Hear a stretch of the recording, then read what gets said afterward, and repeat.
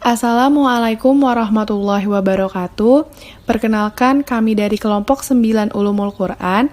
Saya Haliza Hanif dan ketiga rekan saya Ahmad Rizky, Khairinisa Salma, dan Zainati Septiani. Di video kali ini, kami akan membahas materi Ulumul Quran, yaitu ragam qiraat Quran dan para ahlinya. Yang pertama kita bahas dari pengertiannya.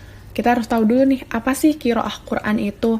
Nah, menurut Muhammad Ali Al-Sabuni, qiraat diartikan sebagai suatu mazhab tertentu dalam cara pengucapan Al-Quran berdasarkan sanad-sanadnya yang sampai kepada Nabi SAW.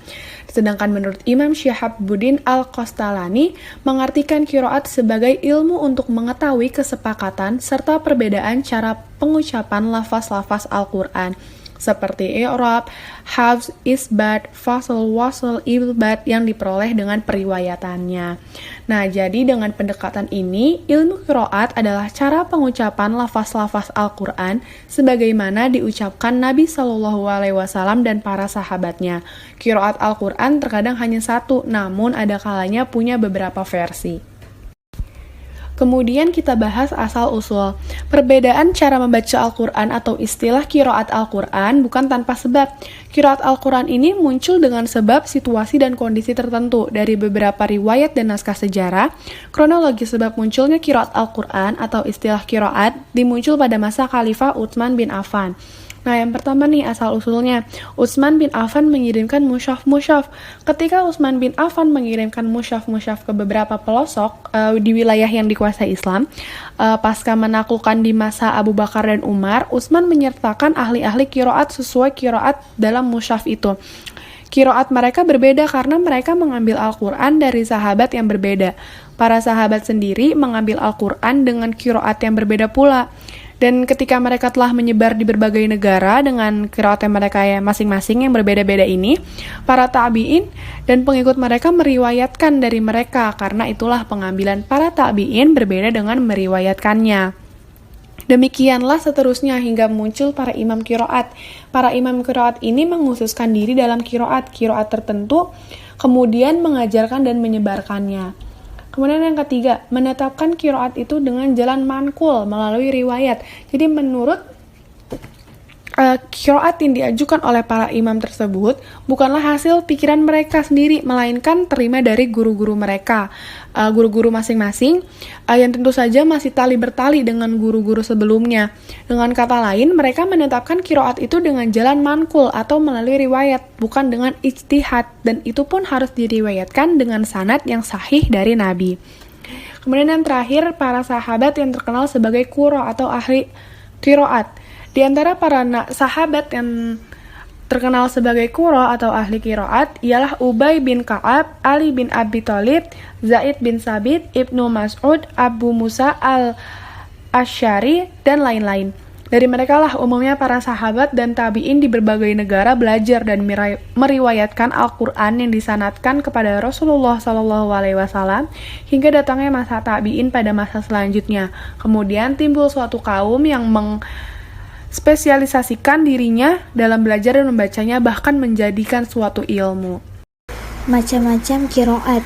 Yang pertama ada mutawatir. Mutawatir adalah qiraat yang dinukil oleh sejumlah besar periwayat yang tidak mungkin bersepakat untuk berdusta dan sanadnya bersambung hingga Rasulullah SAW. Yang kedua ada masyhur. Masyhur adalah qiraat yang sahih sanadnya tetapi tidak mencapai mutawatir. Qiraat yang sesuai dengan kaidah bahasa Arab dan rasa ustamani serta terkenal pula di kalangan para ahli qiraat. Yang ketiga ada ahad. Ahad adalah qiraat yang sahih sanadnya tetapi menyalahi rasa utamani, menyalahi kaidah bahasa Arab atau tidak terkenal di kalangan para ahli qiraat. Yang keempat ada syadz. Syadz adalah qiraat yang tidak sahih sanadnya. Yang kelima ada maudhu. Maudhu itu bisa disebut qiraat yang tidak ada asalnya. Yang keenam, mudraj. Mudraj adalah yang ditambahkan ke dalam qiraat sebagai penafsiran. Syarat-syarat qiraah. Yang pertama ada qiraah diriwayatkan dengan sanad yang sahih. Yang kedua, qiraah sesuai dengan kaidah bahasa Arab.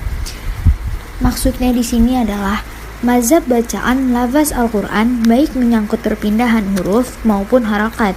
perubahan dialek seperti tahqiq, isman, imalah, dan lain-lain yang dinisbatkan pada seorang imam dengan jalur yang bersambung pada Nabi Muhammad SAW.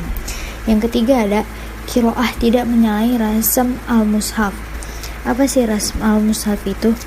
Rasm al-mushaf itu yaitu pengetahuan yang mempelajari tentang penulisan mushaf Al-Quran yang dilakukan dengan metode khusus atau tidak boleh dilakukan dengan sewenang-wenangnya. Jika tidak memenuhi salah satu dari syarat tersebut, qiraah tidak dapat diterima atau dianggap bacaan yang tertolak. Secara umum, dibandingkan dengan ilmu qiraat, tajwid memang lebih banyak diketahui dan dipelajari oleh banyak orang. Lantas, apa sebenarnya perbedaan keduanya? Jika dilihat dari pengertiannya, qiraat mempelajari pengucapan lafaz-lafaz Al-Quran yang berkenaan dengan substansi lafaz, kalimat, ataupun dialek kebahasaan. Sementara, secara bahasa, tajwid berarti al-tahsin atau membaguskan. Jadi, berbeda dengan qiraat. Tajwid lebih mempelajari kaidah-kaidah yang bersifat teknis dan bertujuan memperindah bacaan dengan cara menyembunyikan huruf-huruf Al-Quran sesuai makhraj dan sifat-sifatnya. Pembahasan selanjutnya, ada 3 hal yang harus diketahui ketika ingin memperdalam ilmu qiraah.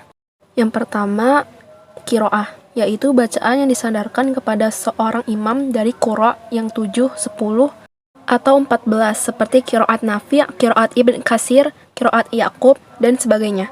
Yang kedua, riwayat, yaitu bacaan yang disandarkan kepada salah seorang perawi dan para qura yang 7, 10, atau 14, misalnya Nafi', mempunyai 2 orang perawi, yaitu Qalun dan Qorsy, maka disebut dengan riwayat Qalun an-Nafi atau riwayat Warsy an-Nafi.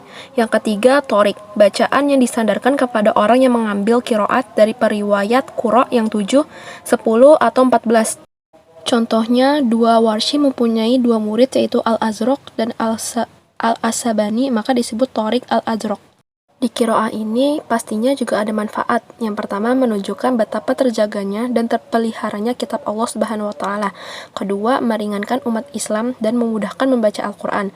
Ketiga, bukti kemukjizatan Quran dari segi kepadatan makna.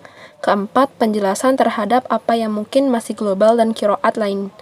Kelima, menampakkan keutamaan dan kemuliaan umat Islam atas semua umat, sebab semua kitab sebelumnya diturunkan dengan satu qiraat. Dan yang terakhir, memperbesar pahalanya, yaitu dengan adanya usaha yang dikerahkan untuk meneliti dan memastikan qiraatnya.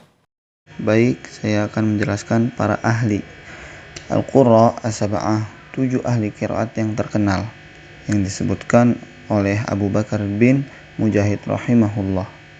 Dan dikhususkan penyebutan dikarenakan mereka menurut Abu Bakar bin Mujahid terkenal dengan ketelitian, amanah, dan lamanya mereka dalam menggeluti ilmu qiraat, dan kesepakatan pendapat para ulama untuk mengambil qiraat dari mereka. Mereka itu adalah sebagai berikut. Apa aja sih Al-Qur'an as-sab'ah, 7 ahli qiraat? Yang pertama, Abu Amr bin Al-A'la. Yang kedua, Ibnu Katsir. Yang ketiga, Nafi al-Madani. Yang keempat, Ibnu Amir Asy-Syammi.